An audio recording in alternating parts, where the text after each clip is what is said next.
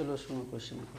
A 1.2 meter tall girl sports a balloon moving with the wind in a horizontal line at a height of 88.2 meter from the ground. The angle of elevation of the balloon from the eyes of the girls at any instant is 60 degree. After some time, the angle of elevation reduces to 30 degree. Find the distance traveled by the balloon during the interval. है ना। अब यहाँ पे क्या है कि कोई girls है जो ग्राउंड पे कहीं पे खड़ी हो, सपोज कर लो यहाँ पे कोई गर्ल्स है, ठीक है, इस टाइप से यहाँ पे है कोई, तो ये हो गया आपका ग्राउंड। बैलून है, हाँ कोई बैलून है जो सपोज कर लो इस जगह पे अभी जो है उड़ रहा है, यहाँ पे बिल्कुल सीधा तो उड़ेगा नहीं, बट इसकी हाइट बताई जा रही है कि जो बैलून था हमारा वो अभी इस जगह पे है, ठीक है। फिर आफ्टर सम टाइम बोला है, आफ्टर सम टाइम का मतलब है कि ये हॉरिजेंटल ही उड़ रहा है, ऐसा बोल रहा है कि हॉरिजेंटल ही उड़ रहा है, बिल्कुल ऐसे जा रहा है, ठीक। तो अभी मान लो इस पोजीशन पे था, थोड़ी देर के बाद ये और आगे बढ़ जाएगा कि तो जब ये हॉरिजेंटल जा रहा है तो अभी जिस पोजीशन पे, तो थोड़ी देर बाद कुछ और पोजीशन पे होगा। मान लो अभी वो इस जगह पे आ गया,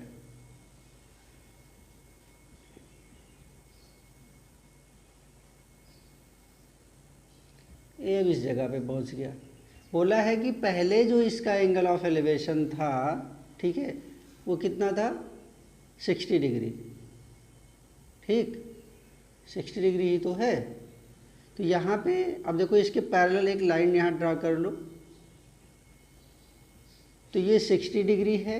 आफ्टर सम टाइम जब ये बैलून हॉरिजॉन्टल जब उड़ता हुआ इस पोजीशन पे पहुंच गया तो एंगल ऑफ एलिवेशन अब इस जगह से इसका जो है वो 30 डिग्री हो गया, ठीक है, कितना हो गया 30 डिग्री हो गया। अभी तक ये पूरा कितना था 60 था, यहाँ पे जब था, जब ये यहाँ पहुँच गया इस समय इसका एंगल ऑफ एलिवेशन कितना हो गया 30 डिग्री हो गया। और क्या गिवन है क्वेश्चन में,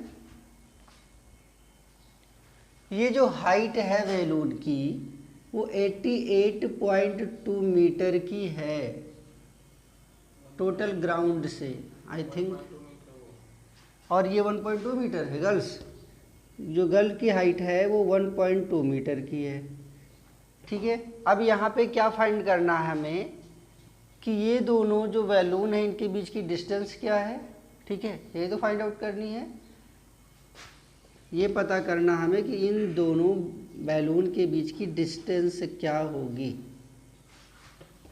ठीक है। अब यहाँ पे देखो करना क्या है कि 1.2 मीटर ये हो गया, और ये अगर देखो तो एक रेक्टेंगल बॉक्स की तरह दिख रहा है। तो रेक्टेंगल बॉक्स में क्या होता है कि जो लाइंस होती हैं आमने सामने की वो पैरेलल होती हैं और इक्वल भी होती हैं। तो देखो यहाँ पे अगर ये 1.2 है तो ये भी इतना 1.2 होगा, ठीक है। टोटल बैलून की हाइट जो थी ग्राउंड से वो 88.2 थी, तो इसमें से अगर 1.2 माइनस कर दोगे तो हाइट हमको यहाँ से लेके यहाँ तक की मिल जाएगी। तो 88.2 में से 1.2 माइनस करने पे 87 आएगा ये, ठीक है। देखो ऐसे 88.2 में से 1.2 माइनस करोगे तो ये 87 मीटर आ गया, ठीक है। अब यहाँ पे अगर इसे नॉमिनेट करूँ तो ये ए हो गया, बी हो गया, सी हो गया, डी हो गया और ये ई हो गया। In triangle A B C, in triangle A B C. अब ध्यान से देखो ये जो बैलून था वो हॉरिजॉन्टल ही उड़ रहा है, ठीक है, मतलब इसकी हाइट भी ऊपर नीचे नहीं हो रही है। अगर ये यहाँ से यहाँ तक की 87 मीटर है तो यहाँ से यहाँ तक भी तो ये 87 मीटर ही होगा। ये भी उसी के पैरेलल में है इसलिए ये भी कितना होगा 87 मीटर का होगा। तो इन ट्रायंगल ए बी सी अगर मैं यहाँ पे tan 60 करता हूँ तो tan 60 कितना होता है A B upon B C होगा, ठीक है। और A B upon B C का मतलब कितना 87 अपान, इसको कुछ सपोज कर लो क्योंकि इसकी डिस्टेंस तो पता नहीं है, इसको मैंने सपोज कर लिया कि ये y है, तो 87 अपान वाई हो गया। tan 60 की वैल्यू √3 और ये हो गया 87/y। क्रॉस मल्टीप्लाई कर लो तो √3y की जो वैल्यू थी वो 87 आ गई। दूसरे ट्रायंगल की अगर बात करें तो in triangle EDC tan 30 is equal to 87 upon कितना x प्लस वाई, ये हो गया x प्लस वाई। ठीक है, अब आगे देखो tan 30 की वैल्यू 1/√3 होती है और ये 87 upon x plus y, cross multiply करेंगे तो ये x plus y is equal to 87√3। This is second equation. Clear है? So from first and second we get x plus, अब देखो यहाँ पे ये x plus y equal to 87√3 है। अगर मैं चाहूँ तो यहाँ से y की वैल्यू को मैं 87/√3 लिख सकता हूँ ना। बताओ, y is equal to 87 upon √3, तो इस y के प्लेस पे क्या राइट करना है, 87 अपॉन √3 इज इक्वल टू 87√3। ठीक है, अब देखो यहाँ पे क्या करना है, क्रॉस मल्टीप्लाई कर लो या डायरेक्ट सॉल्व कर लो। x इज इक्वल टू 87√3 और ये टोटल वैल्यू जब ट्रांसपोज करोगे तो 87/√3 हो गई। ठीक है, इसके नीचे 1 सपोज कर लो, क्रॉस मल्टीप्लाई कर लो तो √3 का √3 एक 3 हो जाएगा, 3 से मल्टीप्लाई करोगे 87 में कितना आएगा 261 माइनस 87 और अपॉन में √3 माइनस करो कितना आएगा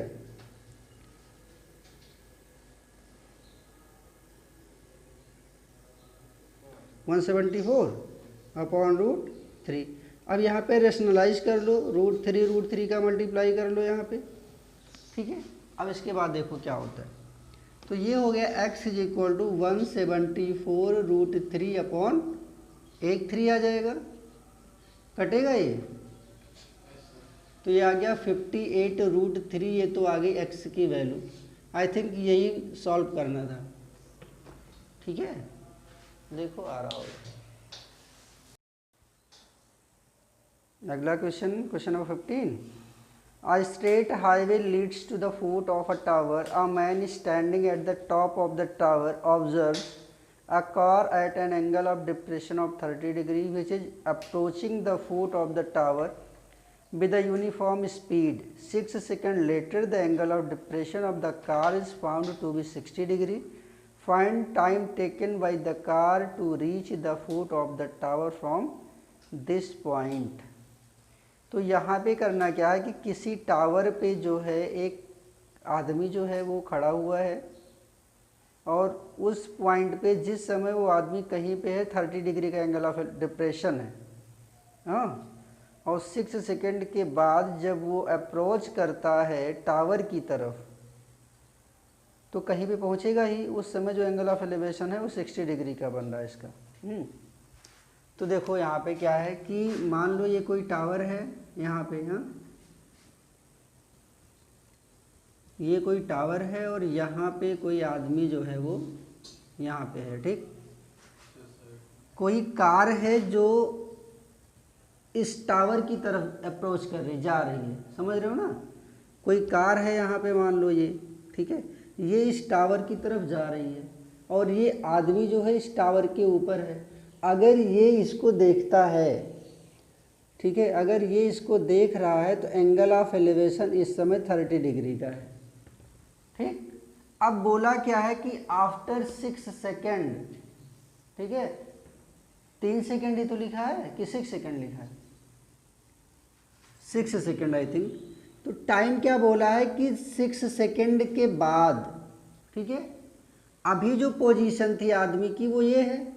यहाँ से जब उसने इस कार को देखा तो 30 डिग्री का एंगल ऑफ डिप्रेशन बोल रहा है। एंगल ऑफ डिप्रेशन का मतलब होता है ऊपर से नीचे देखना, ठीक है, तब एंगल यहाँ नहीं बनता है, लेकिन एंगल ऑफ डिप्रेशन जो है वो एंगल ऑफ एलिवेशन के इक्वल होता है। मतलब इसके पैरेलल अगर मैं एक लाइन यहाँ पे और मैं ड्रा करूँ इस लाइन के पैरेलल एक लाइन अगर मैं यहाँ पे ड्रा करूँ तो ये जो एंगल यहाँ पे बनेगा that is angle of depression होता है। ठीक है, तो आपने क्लास 8 में पढ़ा होगा कि टू पैरेलल लाइंस को जब कोई थर्ड ट्रांसवर्सल लाइन इंटरसेक्ट करती है तो ये और ये एंगल इक्वल होते हैं, और ये एंगल कौन से एंगल होते हैं? अल्टरनेट इंटीरियर एंगल होते हैं, जिसको एकांतर कोण हिंदी में बोलते हैं। ठीक है, तो यहाँ पे एक पैरेलल लाइन ये, और देखो ये और ये दोनों पैरेलल लाइन हो गई, इनको ये थर्ड ट्रांसवर्सल लाइन कट कर रही, तो ये एंगल 30 डिग्री है, ये भी एंगल 30 डिग्री होगा। तो एंगल ऑफ डिप्रेशन हमेशा यहाँ पे बनता है, यहाँ से देख रहा है ना नीचे, तो यहाँ बना, तो जितना ये है उतना ही ये भी होगा। बात समझ में आई? अब देखो ऐसे कोई मतलब है नहीं, सॉल्व यही से होना है। तो इतनी बात समझ में है कि कार यहाँ पे है और ये आदमी यहाँ पे था, तो एंगल ऑफ डिप्रेशन जो है वो 30 डिग्री का बन रहा, मतलब यहाँ पे भी 30 डिग्री ही आएगा। उसके बाद 6 सेकंड के बाद जब कार यहाँ पे थी तो 6 सेकंड बाद एक यूनिफॉर्म स्पीड से चल रहा है। कैसे चल रहा है? इसकी जो स्पीड है वो यूनिफॉर्म है। यूनिफॉर्म स्पीड का मतलब क्या होता है? हिंदी में एक समान चाल होता है, मतलब ना कभी घटे ना बढ़े। जैसे मान लो 60 किलोमीटर पर आवर की स्पीड से जा रहा है तो उतने में जा रहा है। तो हमने मान लिया कि उसकी स्पीड जो है वो v है। ठीक है, v किलोमीटर पर आवर की स्पीड से वो चल रहा है। ठीक है, तो 6 सेकंड बाद कार जब इस टावर की तरफ आ रही है तो मान के चलो 6 सेकंड में यहाँ कहीं पहुँच गई होगी। अब ये 6 सेकंड बाद जब यहाँ पहुँच गई तो इस समय एंगल ऑफ एलिवेशन जो है वो क्या है? वो 60 डिग्री हो गया। ठीक है, मतलब एंगल ऑफ डिप्रेशन अगर इसमें लिखा है तो 60 डिग्री हमारा ये बनेगा, तो 60 डिग्री ये होगा, 60 डिग्री ये होगा। बात समझ में आ रही? तो ये पोजीशन हो गई, और यहाँ से यहाँ तक पहुँचने में 30 सेकेंड लग रहा है, याद रखना, सॉरी 6 सेकेंड लग रहा है।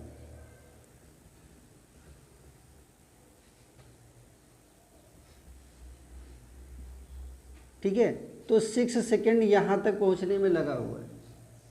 अब ये पता करना है कि जब कार इस पोजीशन पे आ गई तो यहाँ से इस टावर तक पहुँचने में कितना टाइम लगेगा। ठीक है, तो हमने मान लिया कि यहाँ से यहाँ तक पहुँचने में इसको कितना टाइम लगेगा? t टाइम लगेगा। समझो बात को। ये पूरा फिगर समझ में आया ना आया हो तो बताओ। कार यहाँ पे थी, आदमी यहाँ पे जब इसको देखता है तो 30 डिग्री का एंगल बन रहा है यहाँ पे। फिर कार 6 सेकेंड में कुछ तो बड़ी होगी आगे, मान लो यहाँ पे आ गई, इस समय एंगल ऑफ डिप्रेशन इसका 60 डिग्री बन रहा है। अब ये पूछ रहा है कि अब इस पोजीशन से कार यहाँ तक पहुँचने में कितना टाइम लेगी। ठीक है, तो इसका अगर कोई ओरल पूछता तो मैं बताता कि अब जो है 3 सेकेंड लगेगा, क्योंकि 30 का देखो 60 का आधा 30 होता है, तो अगर 6 सेकेंड यहाँ से यहाँ तक लगा है तो इसका आधा यहाँ पे लगना होगा। ठीक है, अब देखो इसको सॉल्व कैसे करोगे, ये यहाँ पे ज़रूरी है। हमेशा हम लोग इसको डिस्टेंस मानते हैं, डिस्टेंस ही मान के तो लगाते हो यहाँ पे। जैसे कभी 30 मीटर दिया रहता है, कभी 20 मीटर दिया रहता है, तो क्या होता है? डिस्टेंस ही तो होता है। तो सबसे पहले ज़रूरी है डिस्टेंस फाइंड करना। ठीक है, क्योंकि बिना डिस्टेंस के तो ये तो सेकेंड है ना, ये तो टाइम गिवन है, तो टाइम के अकॉर्डिंग थोड़े सवाल लगेगा। ये हाइट एंड डिस्टेंस पढ़ रहे हो ना, तो उसमें हाइट और डिस्टेंस पता होनी चाहिए। यहाँ पे टाइम पता है, तो करते क्या है देखो, डिस्टेंस का फार्मूला क्या होता है? Distance is equal to speed into time होता है, स्पीड इंटू टाइम, ये सबको पता है।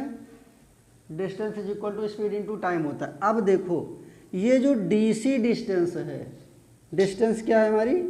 डीसी, तो distance is equal to speed into time. Speed कितनी माना मैंने? v। ठीक है, यहाँ पे मैं अभी किलोमीटर पर आवर कुछ नहीं लिखता हूँ, केवल स्पीड मैंने v लिखा, अभी सपोज कर लो। तो स्पीड कितनी है? v है, और टाइम कितना लग रहा है? 6। टाइम कितना लग रहा है? 6। तो जो डीसी की डिस्टेंस होगी वो 6v होगी कि नहीं हुई, बताओ। इतना समझ में आया? ये जो डिस्टेंस थी 6v हो गई, और अगर डिस्टेंस cv के निकालें, डिस्टेंस ऑफ cb या bc कुछ भी कहो, तो इसकी डिस्टेंस क्या आएगी? Speed into time. तो स्पीड तो हमारा v ही है, और यहाँ से यहाँ तक जाने का जो टाइम है कितना लग रहा है? पता नहीं था यहाँ पे ना, कि पूछ रहा था, तो क्वेश्चन में पूछा हुआ है कि यहाँ से यहाँ तक पहुँचने में कितना टाइम लगा, टी माना गया था, तो स्पीड v है, टाइम t है, तो vc कितना आ गया हमारा, vt आ गया। ठीक है, मतलब ये जो dc की डिस्टेंस थी वो 6v है और जो bc की डिस्टेंस थी वो vt है, क्योंकि हम सवाल डिस्टेंस पे ही लगाते हैं, टाइम और स्पीड पे नहीं लगाते। इतनी बात समझ में आई? ठीक है, अब आगे देखते हैं। अब बात करेंगे यहाँ पे इन ट्रायंगल ABC की। इन ट्रायंगल ABC क्या यूज़ करेंगे, tan 60, तो tan 60 इज इक्वल टू कितना, distance upon sorry AB upon BC, यही तो होगा, परपेंडिकुलर अपॉन बेस होता है, तो ये हो गया आपका AB upon BC, AB upon BC, तो tan 60 का √3 हो गया, और AB का मतलब इसको हाइट को कुछ सपोज कर लो, हाइट गिवन है कि नहीं क्वेश्चन में, नहीं है, तो ठीक है, तो AB की जगह पे मैंने h सपोज कर लिया, और BC कितना है आपका, VC है, देखो VT है।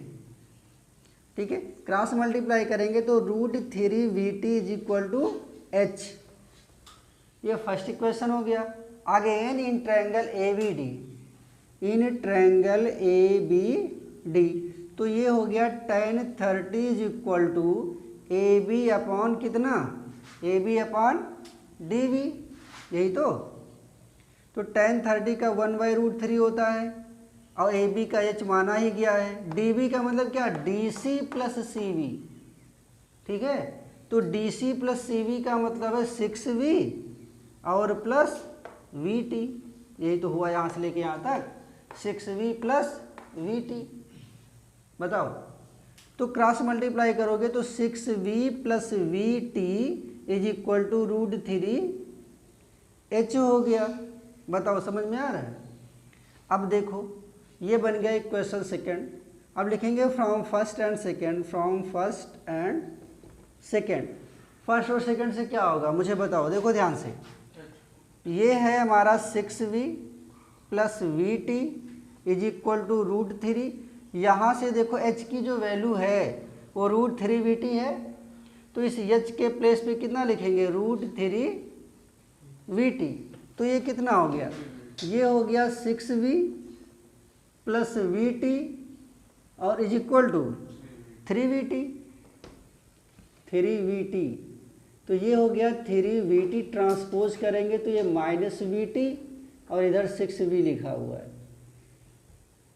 ठीक, तो ये 6V is equal to 2VT हो जाएगा, हो गया ना, इस V से ये भी तो कट ही जाएगा, तो T इज इक्वल टू कितना आ गया, 6/2, 2 3 जा 6, तो T की वैल्यू कितनी आ गई, 3 सेकेंड आ गई। तो कितना टाइम लग रहा है, D से C जाने में 6 सेकेंड लगता है, तो C से B तक जाने में कितना टाइम लगेगा, 3 सेकेंड लगेगा, और यही आपका रिक्वायर्ड आंसर होगा। बात समझ में आ गई ना सबको? ज़रूरी क्या था यहाँ पे समझना, टाइम और स्पीड पता था। हमें सवाल को जब लगाते हैं हाइट एंड डिस्टेंस का, तो हमें हाइट और डिस्टेंस ही जानना मस्ट होता है। ठीक है, तो ये डिस्टेंस पहले हम लोग निकालेंगे। तो डिस्टेंस कैसे निकालते हैं, distance is equal to speed into time, speed और टाइम दोनों था, तो यहाँ से इसकी मैंने डिस्टेंस निकाली और इसकी डिस्टेंस निकाली। अब इस डिस्टेंस के अकॉर्डिंग जैसे पूरा प्रोसेस अदर क्वेश्चन में किया गया, सेम वैसे ही इसको भी सॉल्व करेंगे। हाँ, question number 16 is the angle of elevation of the top of a tower from 2 points at a distance of 4 metre and 9 metre from the base of the tower and in the same straight line with it are complementary, prove that the height of the tower is 6 meter। अब यहाँ पे देखो इस question में क्या है कि एक टावर है यहाँ पे, ठीक है, और ग्राउंड पे जो है 2 पॉइंट्स है, एक पॉइंट मान लो यहाँ पे है, दूसरा पॉइंट यहाँ पे है। ठीक है, तो जो डिस्टेंस है दोनों पॉइंट से इस टावर के फुट की, एक है 4 मीटर, ठीक है, और दूसरा है 9 मीटर, ये गिवन है। बात समझ रहे हो कि नहीं? अगर ये ए पोजीशन हो और ये बी पोजीशन हो, तो बी पोजीशन से इस टावर के फुट की जो डिस्टेंस है वो 4 मीटर है, मतलब BC कितना है, 4 मीटर है, और ए सी ये 9 मीटर है, ए बी नहीं, टोटल ए से लेके सी तक ये 9 मीटर है, ऐसा क्वेश्चन में है। ठीक, हमें ये प्रूव करना है कि हाइट ऑफ टावर जो होगा, हाइट ऑफ टावर जो होगा वो 6 मीटर होगा। ये हमें क्या करना है यहाँ पे, ये प्रूव करना है, ये है नहीं, गिवन नहीं है। ठीक है, टू प्रूव, ये प्रूव करना है कि हाइट जो है वो 6 मीटर आएगी। और क्या बोला है कि इसके जो एंगल ऑफ एलिवेशंस हैं वो कॉम्प्लीमेंट्री हैं। ठीक है, यहाँ से और ये दोनों जो एंगल ऑफ एलिवेशन यहाँ पे ये बन रहे हैं ये कॉम्प्लीमेंट्री हैं। क्या होता है कॉम्प्लीमेंट्री, पता है? हिंदी में कोटिपूरक कोण बोलते हैं कॉम्प्लीमेंट्री एंगल्स को। तो sum of two angle is equal to 90 degree, that is complementary angle. Sum of two angle, हाँ, sum of two angle is equal to 90 degree, that is complementary angle. अगर एक एंगल में alpha suppose करता हूँ तो दूसरा angle हमारा 90 minus beta is equal to 90 minus alpha ना। तो अगर मैं कॉम्प्लीमेंट्री एंगल का एक एंगल अल्फा सपोज करता हूँ तो दूसरा एंगल हमारा 90 माइनस अल्फा होता है। ये होते हैं कॉम्प्लीमेंट्री एंगल। क्या होते हैं ये? Complementary angle. कॉम्प्लीमेंट्री एंगल की डेफिनेशन क्या होती है कि sum of two angle is equal to 90 degree, that is complementary angle. तो alpha plus beta is equal to 90 degree. एक सप्लीमेंट्री भी होता है, sum of two angle is equal to 180 degree. हाँ, तो कॉम्प्लीमेंट्री में एक अल्फा है तो दूसरा 90 माइनस अल्फा होगा। अब सुनो ध्यान से, ये अल्फा हो गया, तो ये कितना होगा? 90 माइनस अल्फा होगा। बताओ ये मैंने सही लिखा है? जो ज़्यादा दूरी पे होता है वो एंगल छोटा होता है, तो इन दोनों में छोटा एंगल कौन सा होगा? दोनों में छोटा एंगल नहीं, अल्फा और 90 माइनस अल्फा में अच्छा एंगल छोटा ए होगा। अल्फा छोटा होगा कि 90 माइनस अल्फा छोटा होगा? कैसे पता है? क्योंकि सर देखिए अल्फा छोटा होगा या 90 माइनस अल्फा छोटा? इन दोनों में छोटा कौन सा है?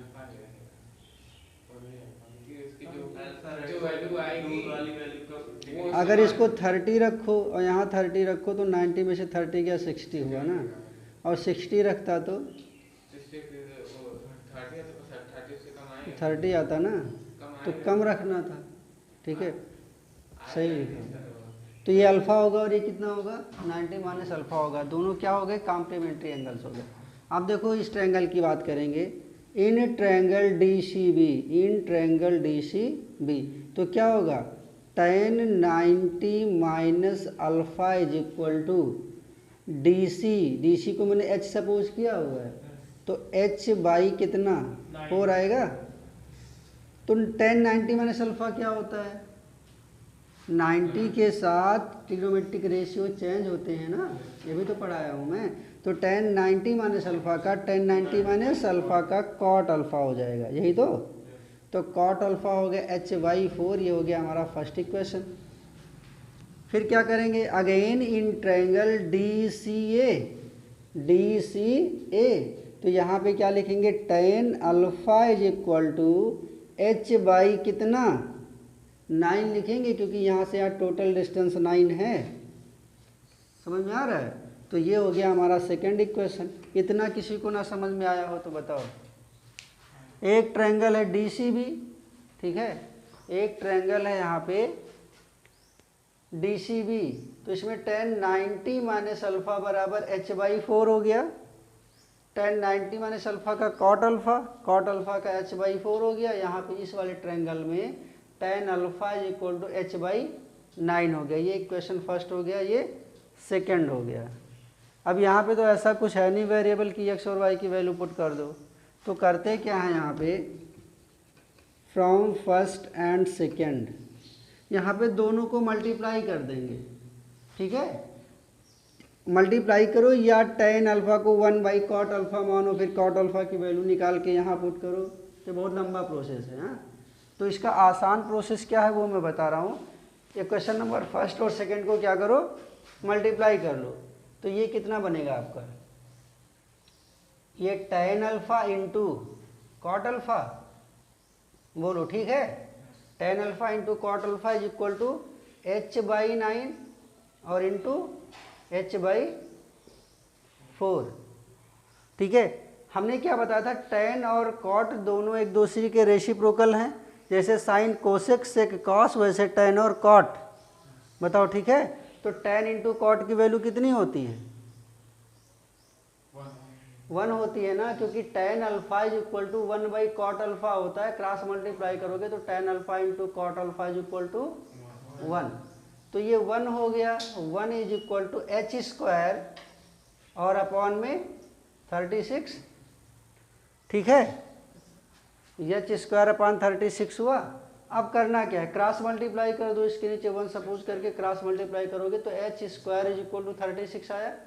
Then h is equal to root of 36, then h is equal to 6। ठीक है, ये प्रूव हो गया कि इसकी जो हाइट है वो कितनी आ रही है, 6 मीटर आ रही है। आ गया समझ में?